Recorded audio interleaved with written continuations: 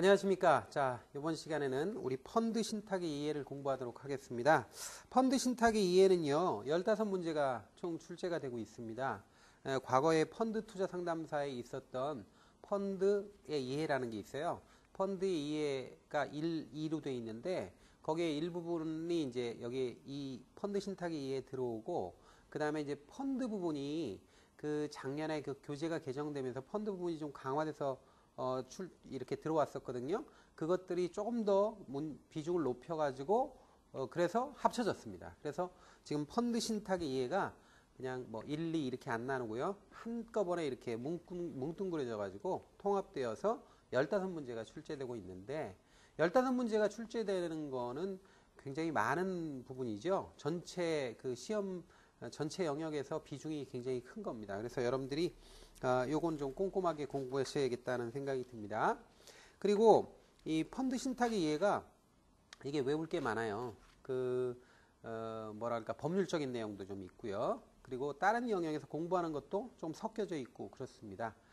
특별히 이 부동산 펀드 쪽은요, 펀드 신탁의 이해 중에 부동산 펀드 영역이 있거든요. 그것은 우리가 이제 나중에 부동산 펀드를 또 배우잖아요. 거기랑 거의 중복됩니다. 그래서 여기서도 나오고 그 다음에 부동산 펀드 영역에서도 또 나올 수 있는 것들이에요. 그러니까 중복돼서 있는 거니까 여러분들이 한번 공부해 놓으면 여기서도 써먹을 수 있고 그쪽에서도 써먹을 수 있다라는 거 생각을 해 놓으시기 바랍니다. 일단 문제가 많죠. 15문제가 나오다 보니까, 그러니까 기본 문제나 아니면 출제 예상 문제에서도 이 영역을 많이 다룰 수밖에 없어서 우리가 문항수가 이 교재 안에서 이 문제를 많이 만들어 놨으니까 좀 바쁘게 봐야 되겠습니다. 일단 교재 몇 페이지냐면요, 20페이지부터 살펴보겠습니다. 20페이지 보면 1번 해서 문제가 이어져 있죠. 그러니까 쭉 우리 이 문제를 풀어나가면서 계속해서 이야기하도록 하겠습니다. 자, 1번 한번 보죠. 다음 중 투자 신탁의 특징에 대한 설명으로 가장 거리가 먼 것은 이렇게 돼 있죠. 그러면 우리가 펀드를 만들 때 법적인 형태는 여러 가지 형태가 있어요. 여러 가지 형태가 있는데 크게 나누다 보면 계약 형태라는 게 있죠. 계약 형태는 신탁 형태라는 거예요. 신탁 형태고 있고, 그 다음에 회사 형태가 있습니다. 그래서 무슨 회사, 무슨 회사 이렇게 나가는 게 회사 형태고요. 그 다음에 조합 형태가 있고, 이렇게 해서 세 가지 형태예요. 크게 나누면. 이건 사실 많이 여러분들이 계속 해가지고 다뤄 나가야 되는 거죠. 그래서 계약 형태는 투자 신탁 하나밖에 없죠. 회사 형태는 투자 회사가 있고, 투자 유한회사, 투자 합자회사, 그 다음에 투자 유한 책임회사라는 것도 있고요. 그 다음에 조합 형태라면 합자 조합이 있고요. 그 다음에 그냥 익명 조합이 있죠. 그래서 이걸 다 합치면 세부적으로 7개가 됩니다. 7개가 되는데, 여러분들이 이제 기억해야 될 건, 이건 계속 나오는 거니까 우리가 이제 판서를 하면 시간 걸리고 그러니까 좀 이따 나올 때 우리가 보도록 하고요. 중요한 게 뭐냐면, 우리가 보통 펀드를 만드는 법정 형태로서 가장 많은 것이 뭐냐, 가장 일반적으로 많이 만드는 거는 압도적인 게 투자 신탁입니다. 그래서 계약 형태죠. 그래서 투자 신탁이 가장 압도적으로 많으니까 투자 신탁을 잘 알아놓으셔야 되고요. 그 다음에 이제 회사 형태 중에 두 번째로 많은 게 뭐냐면 투자 회사입니다. 투자 회사 형태. 이렇게 회사 형태로 만드는 거, 이건 주식회사예요. 주식회사 형태로 만드는 거. 뭐 투자회사 말고도 투자 유한회사, 합자회사 이런 거 있지만 가장 많은 건 이제 투자회사예요. 그래서 투자신탁과 투자회사 이 두 가지 종류가 가장 많은데, 압도적으로 많은 건 투자신탁이 훨씬 더 많습니다. 이 두 개가 가장 중요하다, 이 정도로 생각해 놓고 그리고 나서 여러분들이 문제에 임하시면 좋겠습니다. 자, 그러면 틀린 거 고르는 겁니다. 거리가 먼 것이니까 1번 보겠습니다. 운용회사인 집합투자업자와 수탁회사인 신탁업자가 투자 신탁 계약을 체결함으로써 펀드가 설정되는 거예요. 1번 맞고요. 두 번째, 금융위원회에 신고, 등록하여 투자자에게 동펀드의 증권을 매각하는 형태가 되는 거죠. 맞죠? 세 번째, 납입자산은 신탁업자가 집합투자업자에게 지시하여 대상자산에 투자한다, 이렇게 되는데 3번이 틀렸네요. 왜 그럴까요? 집합투자업자가 지시하는 거예요. 그러니까 신탁업자가 집합투자업자에게 지시하는 게 아니라 집합투자업자가 신탁업자에게 지시하는 겁니다. 그러니까 거꾸로 돼 있죠. 그래서 3번이 틀렸고요.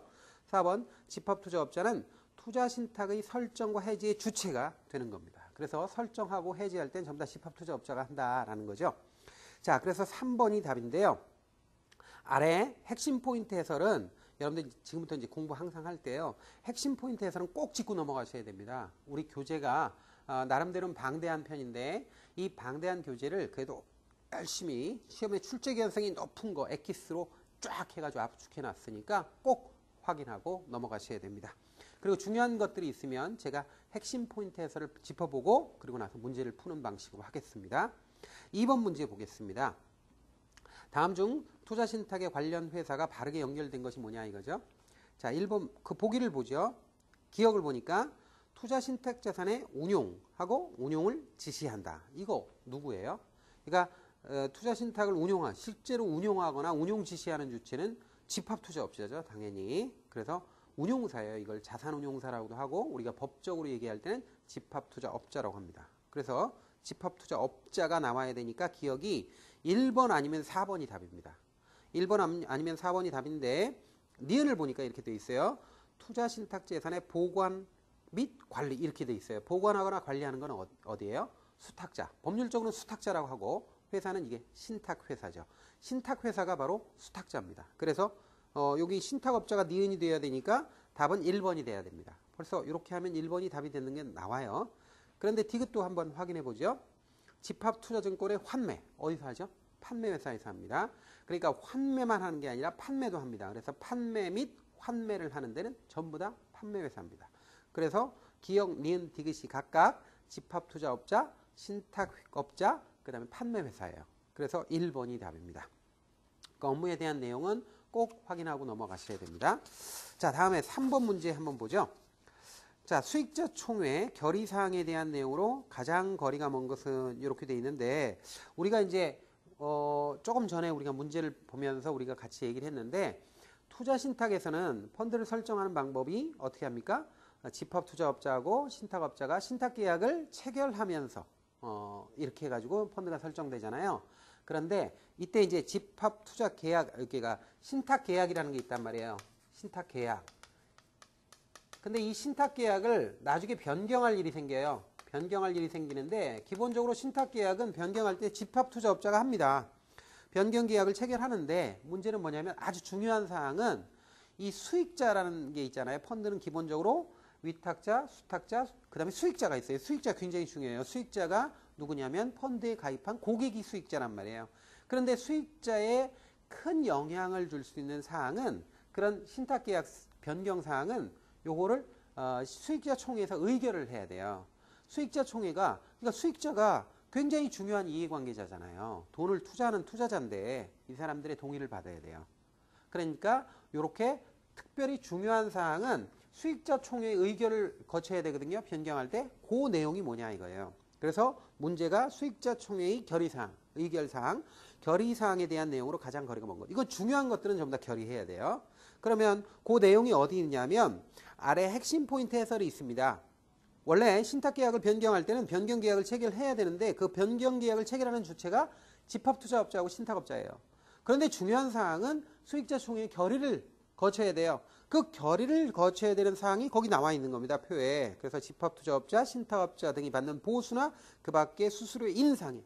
인상이지 인하가 아닙니다. 조심하셔야 돼요. 인하하는 거, 수수료를 인하하는 건 수익자들한테 유리한 거죠. 좋은 거잖아요. 수수료나 보수를 깎아주는 건 좋은 거잖아요. 그러니까 그건 결의 안 해도 돼요. 그런데 인상하는 거는 이건 수익자들의 이익에 반하는 거란 말이에요. 일종의. 이익에 영향을 주잖아요. 부정적인 영향을 주기 때문에 이런 건 동의를 받아야 돼요. 결의를 받아야 돼요. 그래서 인상이지 인하가 아니라는 거 알아놓고 그 다음에 신탁업자를 변경한다든지 계약기간을 변경한다든지 투자신탁의 종류를 변경한다든지 대상 자산을 변경한다든지 집합투자업자를 변경한다든지 뭐 환매금지형에서 환매금지형이 아닌 펀드를 환매금지형으로 변경한다든지 아니면 환매대금 지급일을 연장한다든지 이런 것들은 전부 다 수익자에게 지대하게 영향을 주는 거란 말이에요. 그러니까 그런 것들은 반드시 결의를 거쳐야 돼요. 그 얘기를 하는 겁니다. 자, 그러면 자 3번에 그 내용으로 가장 거리가 먼 것이라고 그랬는데 여기 뭐가 있냐면 4번이 있어요. 4번에 판매 회사를 변경하는 거. 그러니까 수익증권, 이 펀드를 판매하는 판매 회사는 수익자에게 커다란 영향을 주는 건 아니죠. 그래서 판매 회사를 변경하는 건 결의사항이 아닙니다.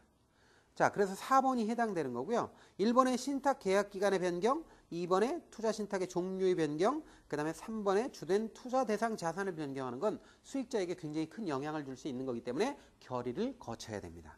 이해가 되시죠? 그래서 결의를 거쳐야 되는 사항을 꼭 읽어보셔야 됩니다.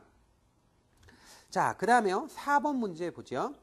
수익자 총회의 소집권자가 아닌 자는 이렇게 되는데 수익자 총회 소집권자는요. 일단 기본적으로 둘은 가능해요. 집합투자업자하고 신탁업자 둘은 가능하다 하는 거 꼭 기억하세요. 기본적으로 집합투자업자가 소집하는 거예요. 근데 집합투자업자가 소집을 못하면 신탁업자가 소집할 수 있거든요. 근데 그 사이에 또 뭐가 들어가느냐 하면 거기 지금 소집권자 보세요. 수익자 총회 핵심 포인트 해설에서 소집권자에 보시면 자 거기에 첫 번째 칸이죠. 두 번째 보면 집합투자증권의 5% 이상을 소유한 수익자도 가능하다 이렇게 돼 있어요. 여기서 중요한 게 5%입니다. 이 5%를 각가지 숫자로 바꿔서 잘 냅니다. 예를 들어서 과거에는 10%로 바꿔서 많이 냈습니다. 이런 거 틀려요. 그래서 5%를 그러니까 수익증권을 집합투자증권이 결국 펀드예요. 펀드의 좌수에 5% 이상을 가지고 있는 수익자, 즉 투자자는 소집할 수 있다 이거예요. 소집을 요구할 수 있다는 거예요. 그래서 소집할 수 있는 사람은 집합투자업자, 그 다음에 펀드 지분의 5% 이상을 소유한 펀드 투자자, 쉽게 말해서 펀드 투자자, 수익자가 그거예요. 그 다음에 신탁업자, 셋입니다. 근데 여기서 해당되지 않는 게 뭐예요? 4번의 문제에서 답은 1번이 되는 거죠. 판매회사. 판매회사는 소집할 수 없어요. 소집 요구할 수 없다고요. 그래서 판매회사가 답이고요. 2번에 집합투자업자는 원칙적으로 집합투자업자가 소집하는 거고요. 그 다음에 3번에 집합투자증권의 5% 이상을 소유한 수익자 가능하고요. 그 다음에 4번에 신탁업자도 가능합니다. 그래서 답은 1번이에요. 이런 문제 잘 나옵니다. 여러분들 꼭 알아놓으셔야 됩니다. 자, 다음에 5번 문제 볼까요? 자, 다음 중 투자신탁의 당연해지 사유로 모두 묶인 것은 이렇게 되어 있어요. 여러분들 있잖아요. 자, 이 펀드를 해지할 때 어떤 요건이 완성되면 당연히 해지시킬 수 있는 것이 당연해지 사유고요. 그 다음에 임의해지 사유라는 것도 있어요. 임의해지 사유도 있는데 이 두 개를 구분하는 게 아주 잘 나옵니다. 요 구분해 주는 거 아주 잘 나옵니다. 그래서 요거는 여러분들이 꼭 정리를 해 놓으셔야 되는데 그게 그 아래 핵심 포인트 해설에 있어요. 그래서 거기 보면 당연해지와 임의해지가 있죠. 그러면 당연해지하고 임의해지는 반드시 구분을 해놔야 돼요. 그럼 당연해지 요건을 한번 보세요. 신탁 계약 기간이 종료되면 뭐라고 얘기할 필요도 없이 그냥 해지하는 거예요. 그건 요건이 완성됐기 때문에 자동으로 해지시킬 수 있고요. 그 다음에 수익자 총회의 투자 신탁 해지를 결의했다. 해지할 수 있죠. 투자 신탁이 피흡수 합병되었다. 그 다음에 투자 신탁 등록 취소가 되었다. 그 다음에 금융위의 승인을 받아서 집합투자업자가 해지한다. 이런 거는 당연해지 사항이에요. 그런데 임의해지라는 건 뭐냐면 할 수도 있고 안 할 수도 있고 하는 게 임의라는 뜻이에요. 여기서 보면 수익자 전원이 동의했다든가 수익증권 전부에 대한 환매가 발생했다든가 아니면 굉장히 중요한 게 나옵니다. 자, 사모펀드 아닌 펀드가 설정 후 1년이 되는 날까지 원본액이 50억 미만으로 모였다. 펀딩을 받았는데 50억 미만이야. 그러면 이런 거는 뭐예요? 아이고 너무 작다. 돈이 너무 적게 모였다. 그러면 해지할 수 있다는 거고 그 다음에 설정 1년 후 1개월간 계속해서 투자신탁 원본액이 50억 원 미만이더라. 이럴 때도 해지할 수 있다는 거예요. 이 두 개 숫자를 잘 바꿔서 내니까 여러분들이 꼭 정리해 놓으셔야 됩니다. 나중에 문제로도 나와요. 그러니까 꼭 알아놓으셔야 돼요. 자, 그러면 당연해지 사유로 모두 묶인 것이 이번 문제인데 보기를 보겠습니다. 문제에서 기억. 투자신탁의 피흡수 합병. 이거 당연해지 사유죠. 니은 투자신탁 등록 취소.